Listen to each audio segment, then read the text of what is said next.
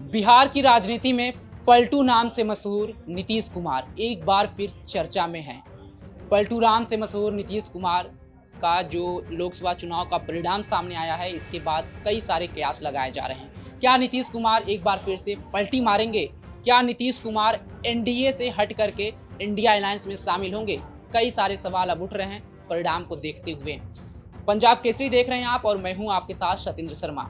नीतीश कुमार को लेकर के जो खबर सामने आई है ये चौंकाने वाली है, क्योंकि कल वो दिल्ली में मौजूद थे और प्रधानमंत्री नरेंद्र मोदी से उन्होंने मुलाकात किया था। उसके बाद जेपी नड्डा से मुलाकात किए और अमित शाह से मुलाकात की। हालांकि शाम होते होते वो वापस पटना चले गए हैं, लेकिन जो सीएम नीतीश कुमार हैं बिहार की राजनीति में उनका नाम हमेशा चर्चा में ना बना हो, ऐसा कभी हो ही नहीं सकता है। आए दिन कब वो पलट करके दूसरे अलायंस में शामिल हो जाएं, ऐसा कोई भी राजनीति विश्लेषक हो या कोई भी बड़ा नेता हो ये कह नहीं सकता है। एक तरफ कयास लगाए जा रहे हैं कि बीजेपी की तरफ से उनको डिप्टी पीएम का उम्मीदवार बनाने का दावा किया जा रहा है, तो दूसरी तरफ जो परिणाम सामने निकल के आए हैं ये बताया जा रहा है कि नीतीश कुमार को इंडिया अलायंस की तरफ खींचा जा रहा है। ये सुबह खबर आई थी दोपहर तक कि शरद पवार से उनकी बात हुई है। अब इस बात में कितनी सच्चाई है?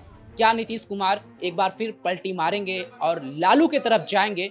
इस पूरे पे हमारे साथ मौजूद है बात करने के लिए सीमांशु। हम उन्हीं से बात करते हैं।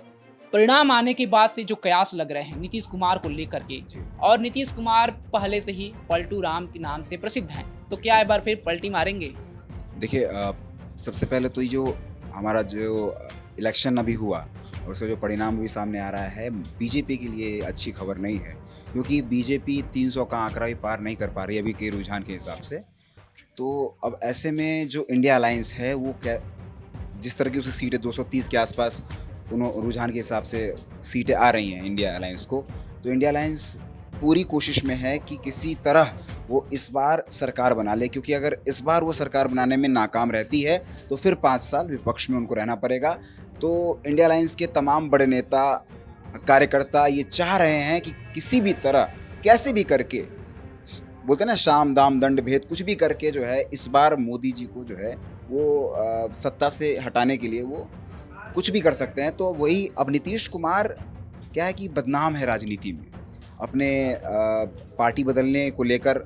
जिस तरह से उनको नाम दिया गया तेजस्वी यादव के द्वारा, पलटू चाचा कहा गया उनको, तो सबकी नज़र इस बात पर है कि क्या नीतीश कुमार बिहार के अंदर पलटी मार के क्या फिर से इंडिया अलायंस, जबकि इंडिया अलायंस जो बनाया गया पार्टी जो गठबंधन है वो नीतीश कुमार के नेतृत्व में ही बनाया गया था।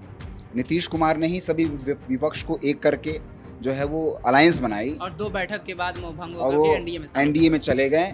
अब एनडीए में जाने के बाद वो चुनाव एनडीए के साथ वो लड़े।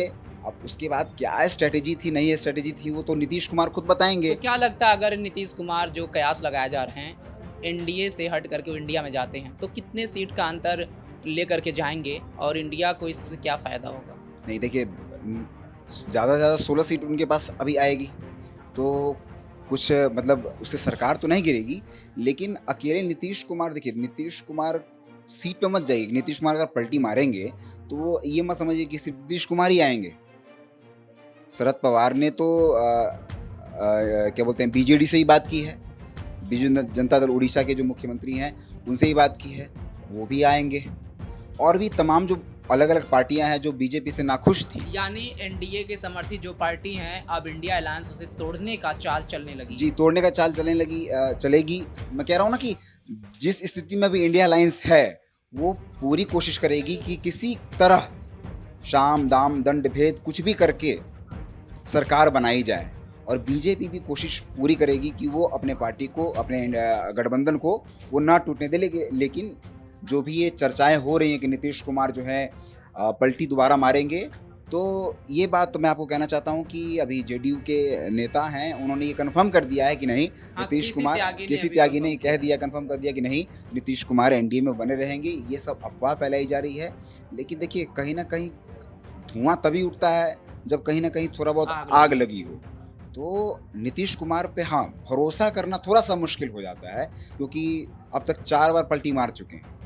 तो अगर नीतीश कुमार पलटी मारते हैं तो बहुत बड़ा इम्पैक्ट पड़ेगा। और किस चीज़ पे पलटी मारेंगे? इंडिया अलायंस की तरफ से उनको कौन सा पद दिया जाएगा कि नीतीश कुमार एनडीए से हट करके इंडिया अलायंस में शामिल? नहीं, ये सब बातें जो हैं वो अभी नहीं कही जा सकती कौन सा पद दिया जाएगा नहीं दिया जाएगा, लेकिन पहले के जो तेवर नीतीश कुमार के रहे हैं पीएम मोदी के खिलाफ में, वो तो अब चुनाव आया तब जाके उनके पक्ष में आए हैं। जब पक्ष में नहीं थे तब उनके तेवर देखने वाले थे कि किस तरह मोदी जी के विरोध में वो कैंपेन करते थे, तभी तो इंडिया अलायंस बनाया उन्होंने।